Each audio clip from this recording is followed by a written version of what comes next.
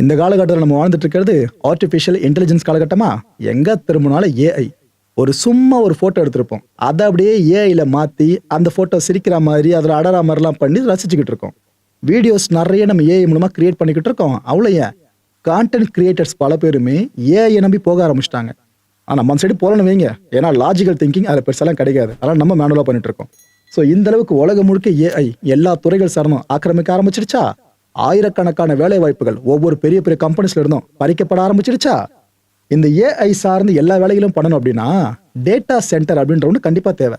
நீங்க சும்மா இன்புட் கொடுப்பீங்க பாருங்க, எனக்கு இந்த போட்டோ இது மாதிரி பண்ணி கொடு, இது எதுக்கு, இந்த நாட்டில் என்னென்ன நடந்துச்சு, அப்ப யார் வந்தா போனா, இது போல பல விஷயங்கள் கேட்கறோம்ல. ஏஐ ப்ராசஸ் பண்ணி நம்மளுக்கு பதில் கொடுக்குது பாத்தீங்களா? அந்த ப்ராசஸ்லாம் நடக்கணும் அப்படின்னா டேட்டா சென்டர் கண்டிப்பா தேவை. So artificial intelligence data centre எதுக்காகன்றது இப்போ உங்களுக்கு தெளிவா புரிஞ்சிருச்சா? ஓகே, ஃபர்தரா டிராவல் பண்ணுங்க கண்டென்ட்ல. ஆக்சுவலா ஒவ்வொரு நாளும் பார்த்தீங்கன்னா இந்த ஏஐ டேட்டா சென்டர்ஸோட எண்ணிக்கை பெருகிக்கிட்டு இருக்கு உலகம் முழுக்க.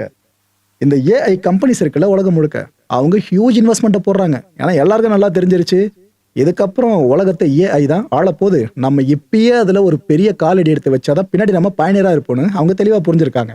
ஏங்க, ஐபிஎல் மேட்ச் நடந்தாலே நடுவில் ஏஐ சார்ந்து தான் அங்கே ஃபுல்லாக ஆட பார்க்க முடியுது. அப்போ யோசிச்சு பாருங்க. இந்தியாவில் டேக்ஸ் ஹாலிடே அனௌன்ஸ் பண்ண ஞாபகம் இருக்கா? கடந்த பட்ஜெட்ல 2047 வரைக்கும் டேக்ஸ் ஹாலிடே இந்த டேட்டா சென்டர்ஸ்க்கு. அப்பேற்பட்ட ஒரு முடிவையை மத்திய அரசு அறிவிச்சு, வாங்கப்பா எல்லாம் இங்க கடையை விரிங்கன்ற மாதிரி தான் சிவப்பு கம்பளம் விரிச்சிருந்தோம். நிறைய கம்பெனிஸ் இந்தியா சார்ந்து இன்ட்ரெஸ்ட் காட்ட ஆரம்பிச்சிட்டாங்க. எங்க நாட்டில் ஆரம்பிக்கலாம் பார்த்தா இங்க லோக்கல்ல பிரச்சனை பண்றாங்க, நாங்க இந்தியா பக்கம் வந்துடும்ன்ற மாதிரி பல கம்பெனிஸும் ஏஐ டேட்டா சென்டர் சார்ந்து இங்க முகாமிட ஆரம்பிச்சிருக்காங்க.